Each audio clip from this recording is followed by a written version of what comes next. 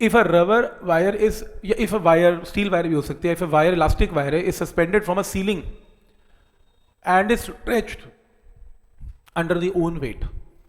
अब नॉर्मली क्या होता है, नॉर्मल में अगर कोई ये बोले कि सर क्वेश्चन सॉल्व करना है, मैंने कहा कौन सा, वो कह रहे देखो मेरे पास एक वायर है, मैं कहा ठीक है, मेरे पास यहाँ पर एक मास है, ठीक है, चलो मैं सर्कल बना देता हूँ इससे, मेरे पास यहाँ पर वो कहता है मास है, ये रहा स्फेयर है, ठीक है, और इसका मास कितना है, एम है, तो इसका वेट कितना है, एम जी। क्या है, मैंने भार लगाया, ये वायर ना लंबी हो गई, हाँ मैंने कहा ठीक है, इसकी ओरिजिनल लेंथ क्या है, कहता है एल, यंग्स मॉडुलस क्या है, Y, area of cross section suppose क्या है, ए, तो कहता है यंग्स मॉडुलस का फॉर्मूला कैसे लगेगा, मैंने कहा देख ऐसा लगेगा, फोर्स क्या है इसका, वेट क्या है, एम जी। और उसने कहा सर वायर का वेट, अगर वायर का वेट है, देखो फिर सोल्यूशन कुछ और है, हम जितने क्वेश्चन करते हैं उसमें वायर का वेट नहीं लेते, हम तो नीचे वेट लेते हैं बस, तो वायर का कोई वेट नहीं है, तो सिर्फ मास का वेट है M G upon area A delta L by क्या आएगा, वो कहते हैं लेंथ क्या लेते हैं, मैंने कहा ध्यान से सुनियो, लेंथ लेते हैं, ध्यान से लेंथ लेते हैं जहां से तुमने स्ट्रिंग को बांधा, और इस मास के सेंटर ऑफ मास तक की लेंथ को लेंथ लेते हैं। उसने कहा ये क्या है, ये लेंथ नहीं हुई ना, मैंने कहा जहां से बांधा और जहां पर वो खत्म हुई, खत्म कहां पर हुई, अब स्फेयर को यहां चिपका तो ना दोगे, तो बेसिकली आप क्या लेते हो, नीचे जो मास है उसके सेंटर ऑफ मास तक की लेंथ को आप लेंथ बोलते हैं।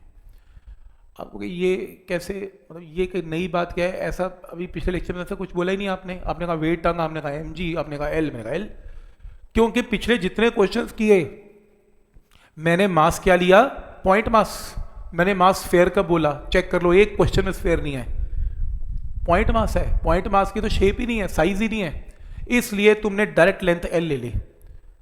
लेकिन कई कंपटीशन के क्वेश्चन ऐसे हैं, और स्पेशली एक क्वेश्चन अनसॉल्व्ड है, एचसी वर्मा का क्वेश्चन है, ध्यान से, वो फिगर बनाएगा पेंडुलम की, और वो ऐसे मूव करवा रहा होगा पेंडुलम, जिसमें फोर्स का कॉन्सेप्ट, सर्कुलर का कॉन्सेप्ट भी लगेगा, और सर्कुलर के अंदर उसमें टेंशन चाहिए होगी आपको, और वो इलास्टिक वायर होगी, तो उसके अंदर आपको लेंथ चाहिए होगी, और ध्यान से देखना उस क्वेश्चन के अंदर वहां एक स्फीयर लगाएगा, और अलग से इसकी वायर की लेंथ अलग देगा यहां तक, और रेडियस अलग देगा यहां तक, तो आपको यहां से यहां की लेंथ लेनी है और यहां पर पुट करनी है। तो पहला कॉन्सेप्ट क्लियर है। तो अगर वायर का मास नहीं है, 99.99% क्वेश्चन में वायर का मास नहीं गिवन होता, कोई टेंशन ही मत लो, नीट में तक तो होता ही नहीं, तो आपको पॉइंट मास ही गिवन होता है, तो आपकी कोई टेंशन नहीं, आपको लेंथ को एल पुट करना है। पर मैं आपको एक स्टेप ऊपर बता रहा हूं कि अगर वायर का मास ना गिवन हो और नीचे स्फेयर या बॉडी लगी हो, तो आपको सेंटर ऑफ मास तक की लेंथ लेनी होती है। पहला पॉइंट क्लियर है।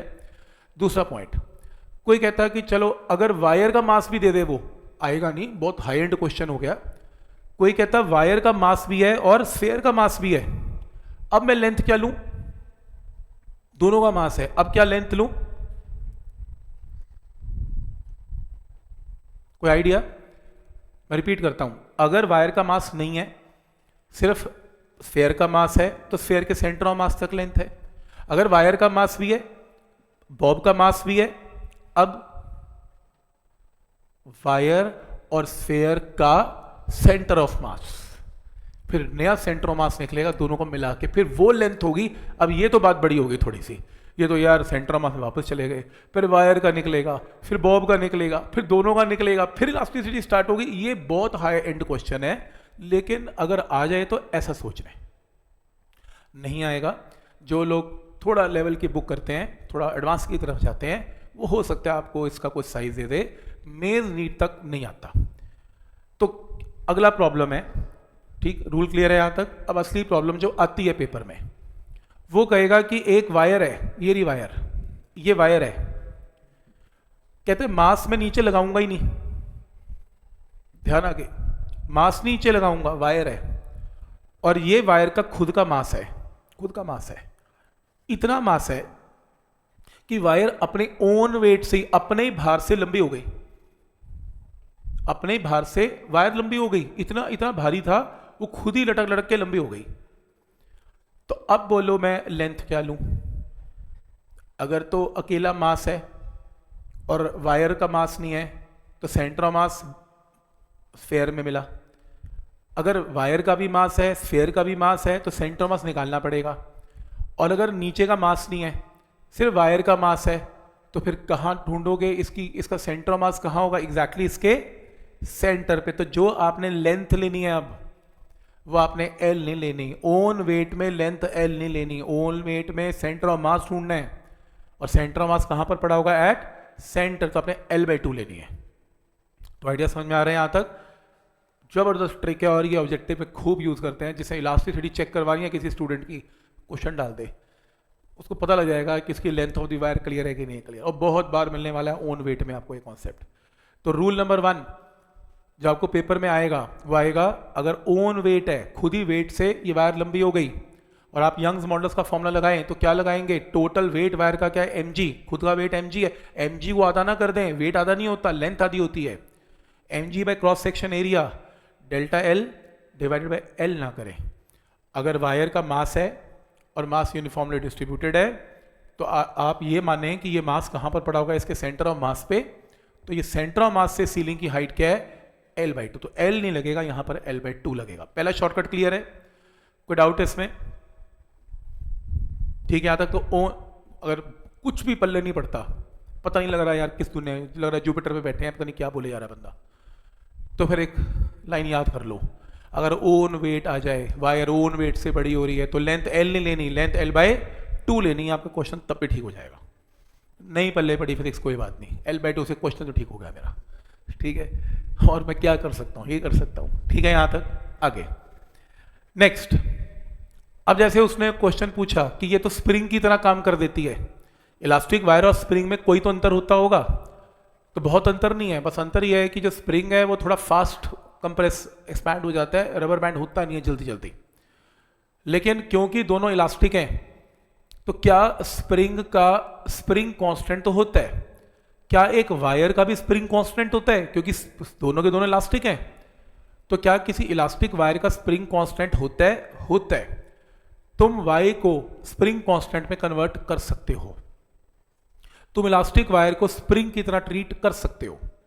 कैसे कर सकते हो? स्प्रिंग के लिए फॉर्मूले अलग चलते हैं। स्प्रिंग का फॉर्मूला क्या था? F = K times delta L. Delta L का मतलब एक्सपेंशन इन द स्प्रिंग। ये फॉर्मूला स्प्रिंग के लिए वैलिड है। और यहां पर F/Δl क्या है? K। तो स्प्रिंग कांस्टेंट की वैल्यू क्या है? F/Δl। लेकिन यंग्स मॉडुलस, जो यंग्स मॉडुलस है, वो टर्म तब यूज करते हैं जब वायर इलास्टिक है। तो इलास्टिक वायर के लिए यंग्स मॉडुलस का फॉर्मूला क्या होता है? Force by area delta L/L। इसको उल्टा करके लिखो तो ये वैल्यू आ गई।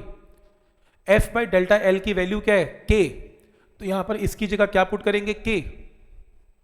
तो Y का फॉर्मूला क्या बनेगा? K × L/एरिया। तो ये देखो रिलेशन आ गया, Y को K में कन्वर्ट कर सकते हैं। तो अगर किसी भी सब्सटेंस का Y गिवन है और तुमसे पूछे उसका K क्या होगा, तो क्रॉस मल्टीप्लाई करें। K क्या होगा? YA/L। ये आपसे कोई पूछेगा नहीं प्रूफ, इसका फॉर्मूला नोट कर लें। मैं बहुत यूज करूंगा ऑब्जेक्टिव के अंदर। आपको गिवन होगा Y और मुझे चाहिए होगा K, बहुत ज्यादा कन्वर्जन यूज होती है, तो K क्या होगा? YA/L। तो ये फॉर्मूला रजिस्टर में सब एंटर करना है घर जाके आपने। वैसे बेटर ये है कि आप ग्रेविटेशन और इलास्टिसिटी के फॉर्मूला रजिस्टर बिल्कुल मेंटेन कर लो। कितने की फॉर्मूला है यार? 20 फॉर्मूले नहीं होंगे टोटल, आप लिख के ले आओ और बाकी क्लास में अपने पास रखो। जो भी नया फॉर्मूला है फटाफट क्लास के अंदर उसे नोट कर लो, साथ साथ रजिस्टर ओपन रखो, साथ साथ मेंटेन हो जाएगा, घर जाके करने की जरूरत नहीं पड़ेगी। कितने फॉर्मूले हो जाएंगे क्लास में? 4 ही तो हो जाएंगे, 4 तो लिख ही सकते हो, बड़ी बात नहीं है। पॉइंट समझ में आ रहा है यहाँ तक? तो अगली बार से प्लीज रजिस्टर को मेंटेन करके हर स्टूडेंट ने लेके आना है। जितने फॉर्मूलाज हैं, शीट्स हैं आपके पास, एक एक करके फॉर्मूला नोट कर रहे हैं और जो भी क्लास में फॉर्मूलाज होंगे आपने साथ साथ नोट करने हैं। नेक्स्ट है, आपने ये वर्क पावर एनर्जी में किया था कि अगर दो स्प्रिंग्स हैं K1 K2, स्प्रिंग में K1 K2 यूज करते थे, और स्प्रिंग्स अगर पैरेलल में है और मैं K1 K2 अलग अलग स्प्रिंग कांस्टेंट यूज नहीं करना चाहता, मैं दो की जगह एक स्प्रिंग कांस्टेंट यूज करना चाहता हूं, तो पैरेलल कॉम्बिनेशन में इक्विवेलेंट स्प्रिंग कांस्टेंट क्या होता था? K1 + K2। ये फॉर्मूला में वर्क पावर एनर्जी में किया हुआ है। लेकिन प्रॉब्लम यह है कि मेरे को इस चैप्टर में K1 K2 थोड़ी ना गिवन होगा, मेरे को Y1 Y2 गिवन होगा। तो मान लो एक स्प्रिंग की जगह एक वायर है जिसका यंग्स मॉडुलस क्या है? Y1 और दूसरे क्या है? Y2। और मेरे को दो वायर की जगह एक वायर लगानी है और मुझे उसका इक्विवेलेंट यंग्स मॉडुलस निकालना है। तो इंस्टेड ऑफ यूजिंग 2 वायर, मेरे को एक वायर यूज करनी है जिसका इक्विवेलेंट स्प्रिंग यंग्स मॉडुलस निकालना है Y। तो कुछ ना करें, आप मन में मान लें ये स्प्रिंग है, कीपर में तो y1 y2 गिवन होगा। मान लें ये स्प्रिंग ही है जिसका स्प्रिंग कांस्टेंट k1 k2 है, तो पहला फॉर्मूला तो एप्लीकेबल है। अगर ये दो स्प्रिंग की तरह ट्रीट करेंगे तो इक्विवेलेंट स्प्रिंग कांस्टेंट क्या होगा, k1 प्लस k2। अब k1 की वैल्यू क्या होगी, k1 की वैल्यू ऊपर भी निकाल के दिखाई मैंने y की फॉर्म में, क्या ya/l। तो ये देखो जो फर्स्ट वायर है, इमेजिन करो ये फर्स्ट वायर है, फर्स्ट वायर का एरिया ऑफ क्रॉस सेक्शन क्या है a और लेंथ क्या है l, इसका भी क्या है a और लेंथ क्या है l। तो यहां पर k1 की जगह क्या पुट करेंगे, y1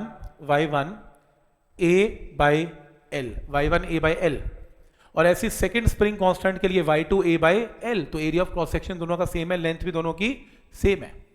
और अगर मैं दो वायर की जगह एक वायर लगाऊं तो मुझे ना थोड़ी मोटी वायर लगानी पड़ेगी, क्योंकि अगर सिंगल वायर से काम चलता है फिर दो क्यों लगाते, दो की जगह एक मोटी वायर लगेगी। तो इसका एरिया ऑफ क्रॉस सेक्शन क्या बनेगा, इसका a और a, तो टोटल क्या बनेगा 2a, length remaining the same.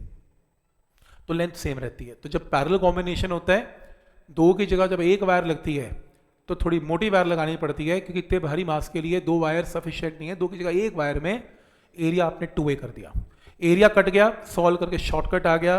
Proof आपसे कोई पूछेगा नहीं, शॉर्टकट सीधा मार्क करने को आएगा। वो दो वायर देगा डायग्राम में ऑब्जेक्टिव में, y1 y2 कहेगा, इसका इक्विवेलेंट यंग्स मॉडुलस मार्क करके तो आंसर आएगा y1 प्लस y2/2। तो नोट कर लें इसे। तो अगर यंग्स मॉडुलस, दो वायर्स का यंग मॉडुलस पैरेलल में है y1 एंड y2, तो उस केस में इक्विवेलेंट y की वैल्यू क्या होगी, y1 प्लस y2/2। क्या ये पॉइंट यहां तक क्लियर है, फॉर्मूला क्लियर है यहां तक? सीधा फटाफट ऑब्जेक्टिव आएंगे, किसी में लेंथ l/2, किसी में y1 प्लस y2/2, इस तरीके से फटाफट आंसर आते जाएंगे। ठीक है, नेक्स्ट देखो, अगर दो वायर्स पैरेलल की जगह किस में कनेक्टेड है, इन सीरीज, तो एक के बाद एक y1 y2, क्वेश्चन में तो y1 y2 गिवन होगा, क्योंकि अब आपको स्प्रिंग आता है। स्प्रिंग के केस में अगर दो स्प्रिंग सीरीज में है तो आप अपने मन में मान लें कि ये वायर्स इलास्टिक की जगह स्प्रिंग है k1 k2। तो इक्विवेलेंट स्प्रिंग कांस्टेंट क्या होता था सीरीज में, 1/ks इज 1/k1 1/k2, या ks का ये फॉर्मूला आता था, हमने वर्क बाय एनर्जी में किया था। तो फर्स्ट वायर के लिए k1 का फॉर्मूला y1 a/l, मान लो हर वायर का एरिया a और लेंथ उसकी l है। सेकेंड वायर के लिए k2 is y2 a/l, same k1 k2 put करें। और मैं ये चाहता हूं कि दो वायर की जगह मैं एक वायर लगाऊं जो सेम काम करती हो, जो ये दो मिलके करती हैं, तो इसका y, तो लेंथ इसकी l प्लस l क्या हो जाएगी 2l, और एरिया क्या है इसका a, तो लेंथ हो जाएगी 2l। तो यहां पर क्या आएगा, ya डिवाइडेड बाय l नहीं आएगा, ya डिवाइडेड बाय 2l आएगा। तो इस केस में जब आप इसे सिंप्लीफाई करेंगे, कोई आपसे प्रूफ नहीं करवाएगा, कोई टेंशन नहीं। सिंप्लीफाई करने के बाद सीधा फॉर्मूला ये आएगा, तो फॉर्मूला मार्क कर लें, 2y1 y2 divided by y1 plus y2। तो आज के बाद अगर स्प्रिंग सीरीज पैरेलल हैं तो हमने फॉर्मूले याद किए हुए हैं, अगर y1 y2 पैरेलल या सीरीज में है तो दो नए फॉर्मूलाज और ऐड हो गए। तो पैरेलल में फॉर्मूला अलग है, सीरीज में फॉर्मूला अलग है। क्या ये स्टेप समझ में आ रहा है यहां तक? और अगर शॉर्टकट करना है इसका, बढ़िया शॉर्टकट है। अगर तुम्हें स्प्रिंग सीरीज में फॉर्मूला याद है तो यंग्स मॉडुलस में सिर्फ 2 लगाना है, हो गया याद? 2 का फर्क है, देख लो, हो गया याद? तो फिर इतना भी क्यों पढ़ना, ऐसे ही शॉर्टकट बता देता, 2 लगा लेना, हो गया। आंसर ही मार्क करना है इन दी एंड।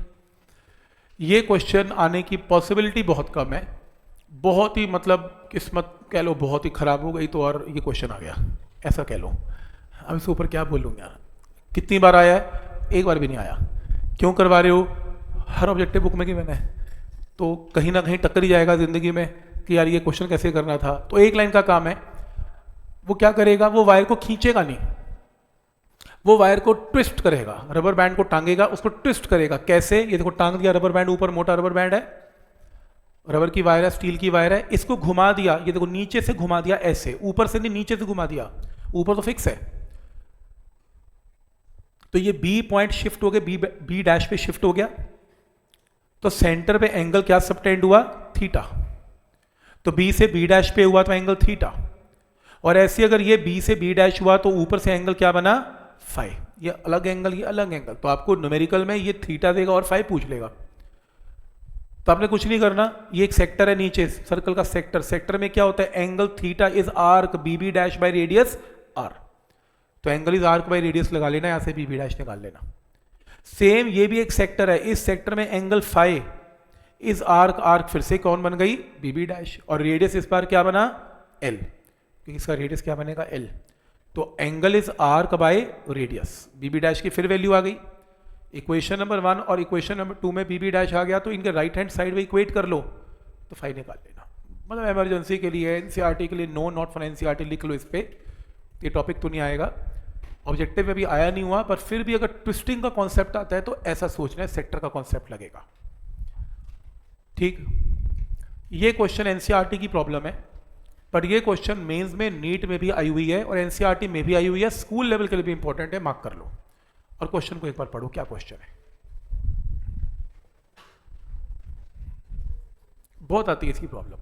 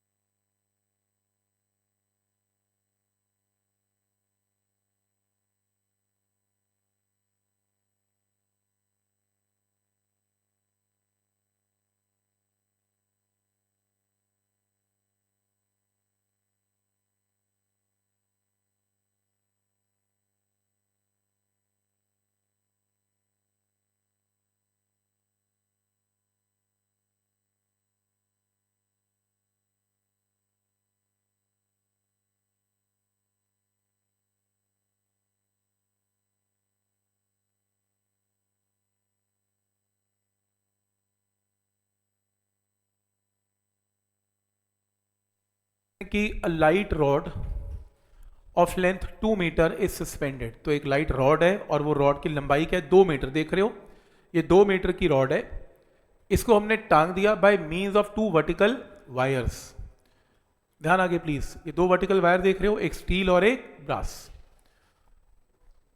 स्टील का क्रॉस सेक्शन एरिया गिवन है, ब्रास का भी क्रॉस सेक्शन एरिया A2 कर लेना, A2 भी गिवन है, दोनों गिवन है। क्वेश्चन है find out the position along the rod where weight must be suspended. बताओ मैं इस पूरी रॉड में कहां वेट टांग दूं। अब वेट टांगने में बड़ा खतरा है, क्यों, गलत जगह टंग गया, अगर स्टील की तरफ टंग गया तो ये वायर ऐसी टेढ़ी हो जाएगी और स्टील वायर खिंच जाएगी, खिंचेगी वो तो, और अगर यहां गलत टंग गया तो फिर ब्रास खिंच जाएगा। अगर ये खिंचा तो फोर्स ज्यादा हो जाएगी, फोर्स बाय एरिया, इसमें स्ट्रेस ज्यादा हो जाएगा, किसी में स्ट्रेस कम हो जाएगा, किसी में स्ट्रेस ज्यादा हो जाएगा। समझ नहीं आ रहा कैसे टांगू, लेकिन उसने हिंट दिया कहां टांगूंगा, मतलब कि 2 मीटर के बीच में कहां टांगूंगा, मतलब आपको एक्स निकालना है। तो अगर ये एक्स है तो बचा हुआ डिस्टेंस कितना है, 2 माइनस एक्स है, तो आपको एक्स निकालना है such that first part equal stress in both the wire, ताकि स्ट्रेस दोनों में सेम रहे। अब स्ट्रेस क्या होता है, फोर्स बाय वॉल्यूम, तो अब स्ट्रेस का फॉर्मूले में भी 2 मिनट लगाओगे सोचने में, फोर्स बाय एरिया यार,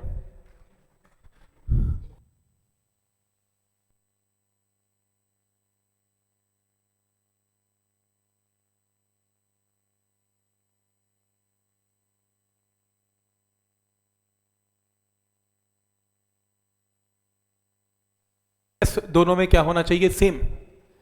अब स्ट्रेस क्या है, इसके अंदर फोर्स, इसके अंदर फोर्स क्या है, इसकी टेंशन, तो मान लो इसकी टेंशन T1 है, इसकी टेंशन T2 है, बना लो इसकी टेंशन T1 बना लो, इसकी T2 बना लो, मिसिंग है यहाँ पे, बना लो यहाँ पे इसकी टेंशन T1 है, बना लो इसमें इसकी जो टेंशन है वो T1 बना लो, इसकी टेंशन T2 बना लो, क्लियर हो जाएगा। तो बताओ इस स्टील का स्ट्रेस क्या होगा, फोर्स बाय एरिया, फोर्स यानी कि tension T1 by area A1, और इसका क्या होगा T2 divided by A2, T2 bye A2। तो स्ट्रेस की वैल्यू दोनों में क्या रहेगी, सेम, तो T1 bye A1, T2 bye A2, cross multiply करके T1 बाय T2 की वैल्यू आ गई, एरिया की वैल्यू दोनों में गिवन है, तो यहां से टेंशन की रेशियो आ गई। क्वेश्चन नंबर 1, एरिया तो ऊपर गिवन ही है दोनों वायर्स का क्रॉस सेक्शन का, ये देखो एरिया कितना है गिरा, 0.1 और 0.2, टेंशन की रेशियो आ गई। अब मुझे पता है ये जो रॉड है ये रोटेशनल इक्विलिब्रियम में है, ना ये ऐसे घूम रही है ना ये ऐसे घूम रही है, टिकी हुई है ऐसे, सस्पेंडेड है, सस्पेंडेड का मतलब रेस्ट पे है। तो रोटेशनल इक्विलिब्रियम याद है, रोटेशनल मोशन के स्टार्टिंग में किया था कैसे, इसको सेंटर मानते हुए T1 into x is equal to T2 into two minus x. Equation clear है, ये किया था हमने principle of moment, force into distance दोनों लेफ्ट और राइट के एग्जैक्टली सेम, क्रॉस मल्टीप्लाई करके फिर से T1 T2 की रेशियो आ गई। पर T1 T2 की रेशियो तो ऑलरेडी हम निकाल चुके हैं, ऊपर से हाफ पुट कर दो, हाफ सॉल्व कर लो, एक्स आ गया। तो पहला पॉइंट क्लियर है कि पहले स्ट्रेस इक्वल कर लिया, स्ट्रेस इक्वल करके T1 T2 की रेशियो आ गई, फिर उसके बाद T1 into x T2 into two minus x करके भी T1 T2 की रेशियो आ गई। तो फिर दोनों को T1 T2 को सब्स्टिट्यूट कर दिया, आंसर आ गया, निकालना तो एक्स था। क्या ये स्टेप सबको समझ में आ रहा है कैसे किया, क्लियर है यहाँ तक? तो एक कॉन्सेप्ट क्या लगेगा, स्ट्रेस इक्वल, और एक principal of moment, force into distance equate करते थे। इसका दूसरा पार्ट है, वो कह रहे फिर से क्वेश्चन सॉल्व करो और फिर से नया एक्स निकालो। मैं वेट फिर से टांगना चाहता हूं, लेकिन इस बार दोनों के क्या सेम होने चाहिए, स्ट्रेन्स। तो बी पार्ट, स्ट्रेन सेम है, वाई क्या होता है, स्ट्रेस बाय स्ट्रेन, स्ट्रेन क्या होता है, स्ट्रेस बाय वाई। तो स्ट्रेन की वैल्यू फर्स्ट वायर में क्या है, force by area, tension by area और उसका यंग्स मॉडुलस, और सेकेंड वायर का क्या है, force T2 by area A2 divided by Young's modulus. Clear है यहां तक? तो यहां से T1 T2 की रेशियो आ गई, A1 आपको पता है, A2 आपको पता है, Y1 आपको पता है, Y2 आपको पता है, यहां से चारों वैल्यूज को पुट करके फिर से एक बार T1 T2 की रेशियो आ गई, राइट? स्ट्रेन इक्वल करके फिर से T1 T2 आ गया, लेकिन वो इक्वेशन तो अभी भी वैलिड है, आपको x निकालना है, तो T1 into x is equal to T2 into two minus x. यहां से क्रॉस मल्टीप्लाई करके T1 T2 की रेशियो आ जाएगी, जो ऑलरेडी हमें पता है 1 है, तो इन्हें इक्वेट करके फिर से x आ जाएगा, x की वैल्यू क्या आएगी, 1। तो एक बार स्ट्रेस इक्वल करके T1 T2 आएगा, एक बार स्ट्रेन इक्वल करके T1 T2 आएगा, ये इक्वेशन एज इट इज है, और इनको सॉल्व करके x की वैल्यू आएगी। तो समझ में आ रहा है कि कैसे इस टाइप की प्रॉब्लम को सॉल्व कर सकते हैं। तो इंपॉर्टेंट है, हर एग्जामिनेशन के लिए इंपॉर्टेंट है, एनसीईआरटी से लेके कंपटीशन तक ये कहीं ना कहीं क्वेश्चन देखने को मिलेगा आपको। रादर इसके साथ एक और भी क्वेश्चन है, मैं इसमें डालना, इसमें मेरे से रह गया, मैं देखता हूँ अगर मेरे पास पड़ा हुआ है तो, एक सेकेंड।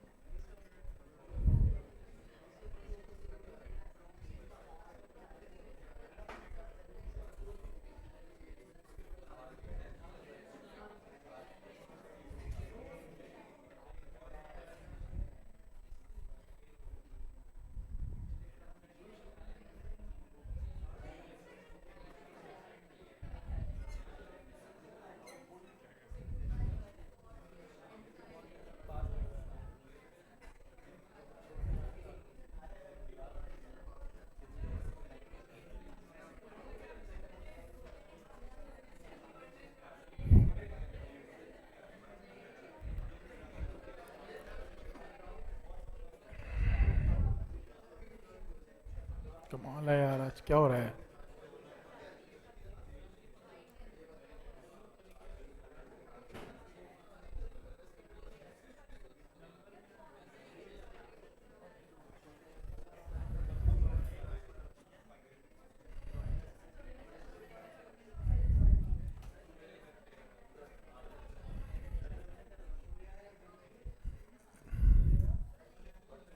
चलो कोई बात नहीं, मैं ऐसे लिखवा देता हूँ। एक काम करो, यहीं पे कहीं जगह बना लो।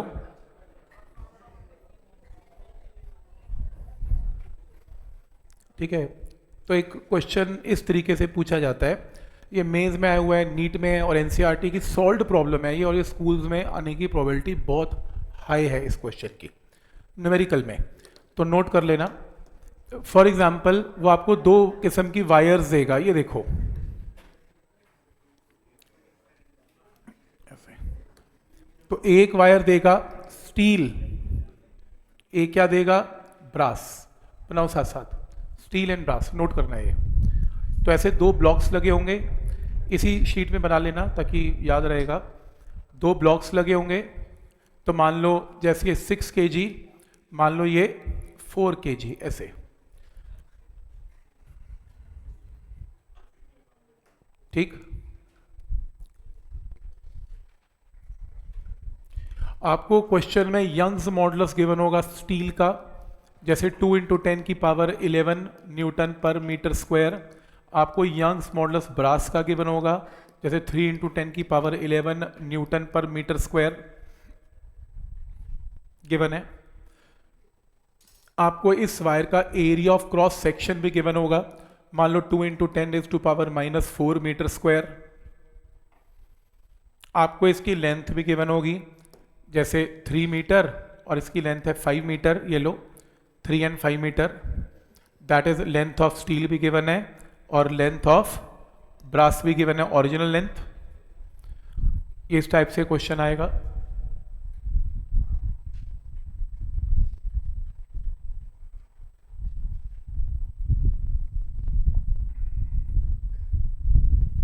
ठीक है, तो आपको क्वेश्चन में पूछेगा find total extension in both wires. दोनों वायर्स में टोटल एक्सटेंशन क्या है? फर्स्ट वायर की क्या है, डेल्टा एल, सेकंड की क्या है, डेल्टा एल। आपको ये निकालना है, ऐसे क्वेश्चन आएगा।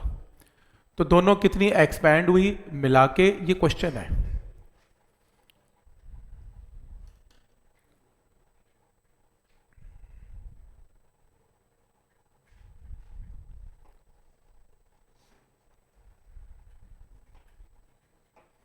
तो एक बार फॉर्मूला स्टील के लिए लगेगा यंग्स मॉडुलस का, और एक बार ब्रास के लिए लगेगा। तो एक काम करेंगे, सबसे पहले लगाएंगे स्टील के लिए।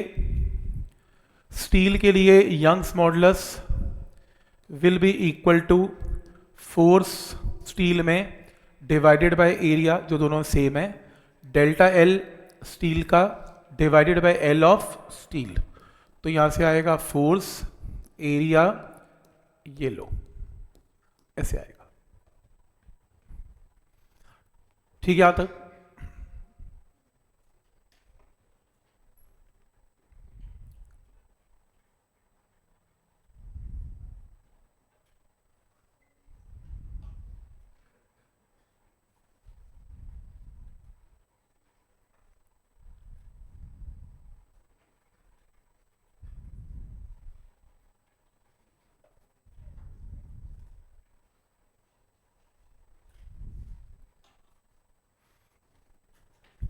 तो इसमें जब वैल्यूज पुट करेंगे तो आपको क्या गिवन है, स्टील का यंग मॉडुलस पता है, आपको इसमें एरिया पता है, आपको डेल्टा एल एस निकालना है, आपको लेंथ ऑफ स्टील भी पता है। बस मुझे ये बताओ कि फोर्स क्या पुट करेंगे स्टील में, 6G + 4G, ये इंपॉर्टेंट है। स्टील की वायर में मास चाहे 6 लगा है लेकिन नीचे 4 भी लगा हुआ है, तो आपने क्या लगाना है यहां पर, 6 + 4 × G, और यहां से सॉल्व करके क्या निकाल लेना है, डेल्टा एल एस।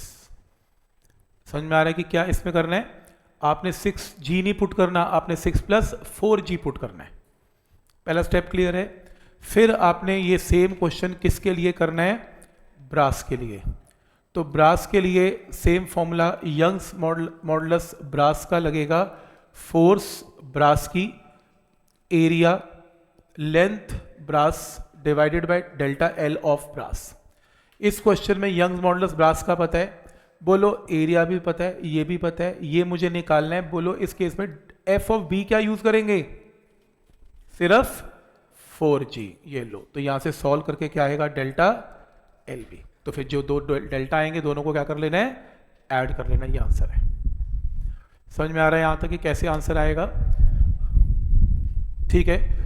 मैंने बहुत स्कूल्स के अंदर ये क्वेश्चन आता देखा है, क्योंकि बिल्कुल टिपिकल एनसीईआरटी की सॉल्व पहली प्रॉब्लम यही है, तो वही डाल देता है टीचर। उसको पता है कि ना करने वाला तो 6 और 4 भी नहीं ऐड कर पाएगा, आंसर गलत हो जाएगा। और उसको ये नहीं बताया कि यार यहाँ पर कोर्स एक एक चीज़ हम करके जाएंगे, करके नहीं जाएंगे, करके जाएंगे, कुछ नहीं छोड़ेंगे।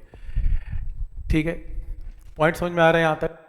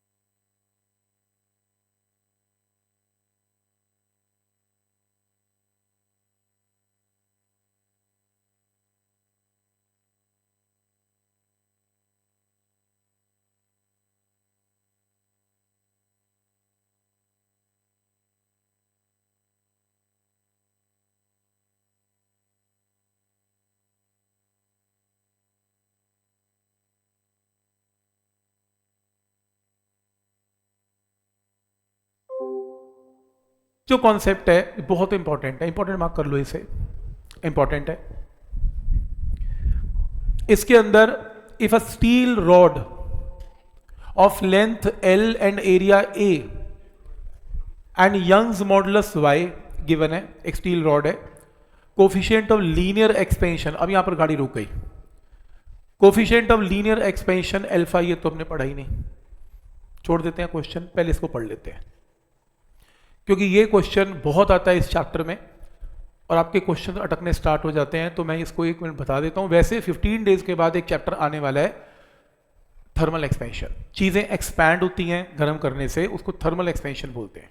हीट से की हुई एक्सपेंशन इज थर्मल एक्सपेंशन। तो एक टॉपिक है जिसको लीनियर एक्सपेंशन बोलते हैं। लीनियर एक्सपेंशन का मतलब लेंथ, लीनियर मींस फिजिक्स में लेंथ, लेंथ का एक्सपैंड होना। अब मान लो आपके पास एक रॉड है, वो रॉड की लेंथ L है और आपने उसका टेम्परेचर को इंक्रीज कर दिया बाय डेल्टा T, तो वो रॉड क्या हो जाएगी, बड़ी हो जाएगी। कितनी हो गई, L डैश। कितनी इंक्रीज हुई, एल डैश माइनस एल, तो चेंज इन लेंथ क्या हुई, एल डैश माइनस एल। तो वो change in length L dash minus L is proportional to original length L. इसका मतलब क्या है, ये क्या है, change in length L dash minus L proportional to L, ऐसा कैसे, क्या मतलब है इसका?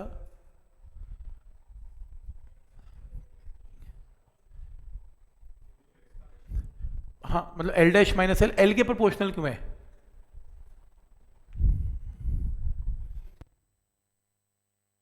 वो क्यों करेगा, सेकंड पे क्यों नहीं करेगा, एल डैश पे क्यों नहीं करेगा?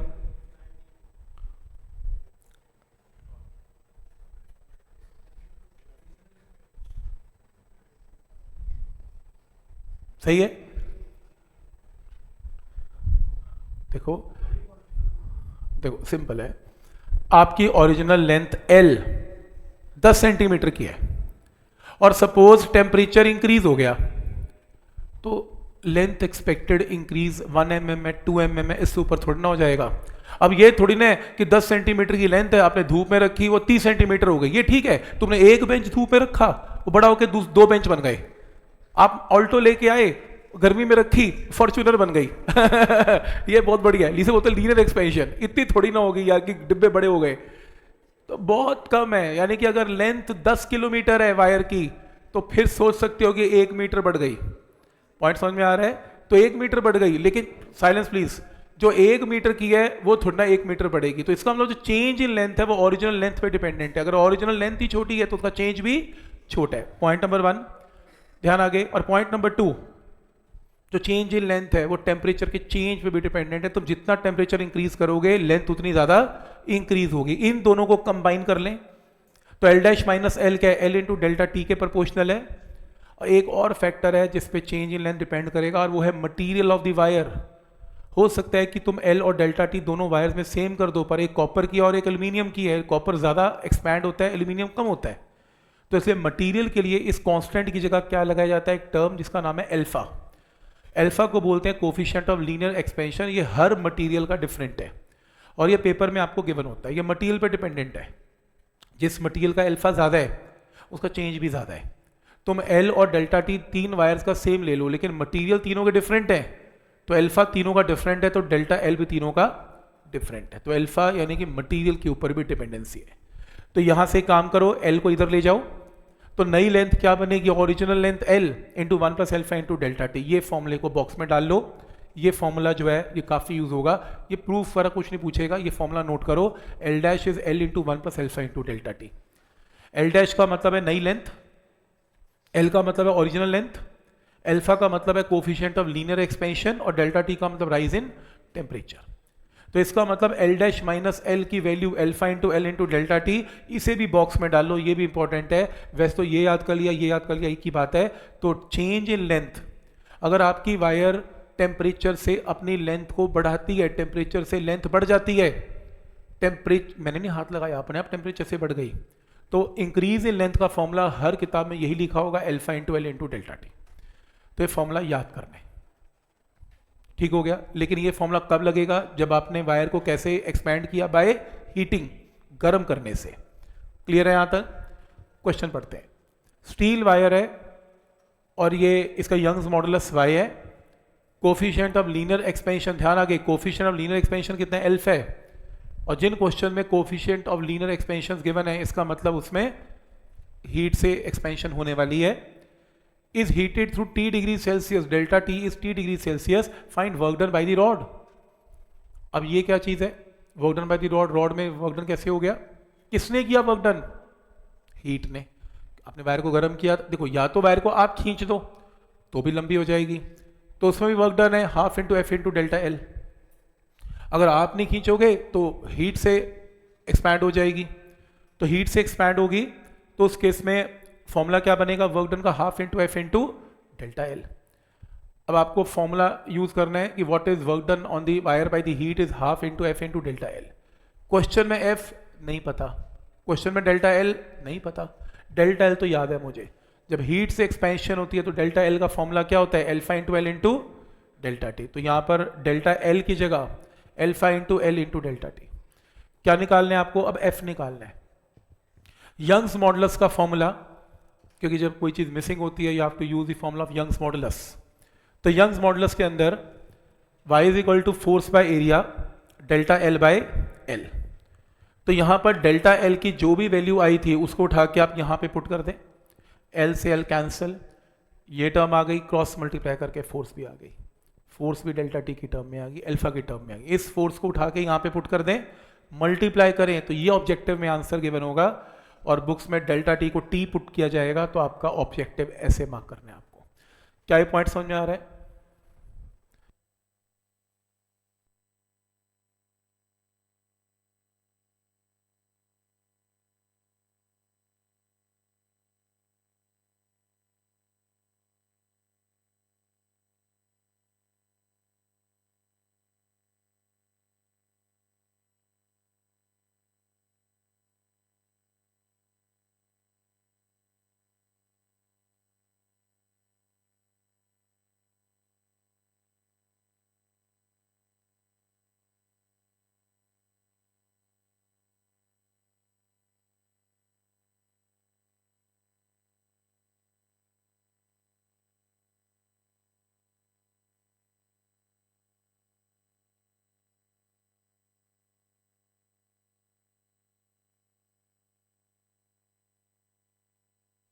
इधर डेल्टा टी आ गया, half into F into delta L.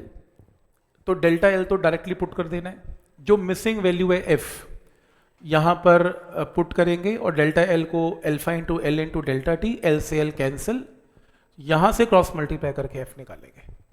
देखो क्या करोगे, एफ नहीं पता आपको, अब हीट ने क्या फोर्स लगाई तुम्हें क्या पता, तो तुम यंग्स मॉडुलस के फॉर्मूले से फोर्स निकालोगे, लेकिन यंग्स मॉडुलस के फॉर्मूले में तुम्हें डेल्टा एल नहीं पता होगा, तुम्हें डेल्टा एल यही पुट कर देना है फिर से, क्योंकि डेल्टा एल का तो फॉर्मूला याद हो गया ना। तो डेल्टा एल यहां भी पुट करेंगे और डेल्टा एल यहां भी पुट करेंगे, यहां पुट करके फोर्स आएगी और यहां तो वैसे ही पुट करना है, तो मल्टीप्लाई करके वर्क डन की वैल्यू आएगी ऐसे। तो पॉइंट सबको समझ में आ रहा है कि क्या लॉजिक है इसमें? बहुत इंपॉर्टेंट है, आप पीवाईक्यू में देखेंगे कम से कम 2 बार आया होगा, नीट में कम से कम 2 बार आया होगा, और एनसीईआरटी में भी आ सकता है, कोई बड़ी बात नहीं है, क्योंकि थर्मल एक्सपेंशन एनसीईआरटी का पार्ट है। वैसे बता दूं मैं आपको, ये कंपटीशन नहीं है, एनसीईआरटी चल रही है, क्योंकि अगले हफ्ते हमने ये करना ही करना है। यहाँ तक सबको क्लियर है?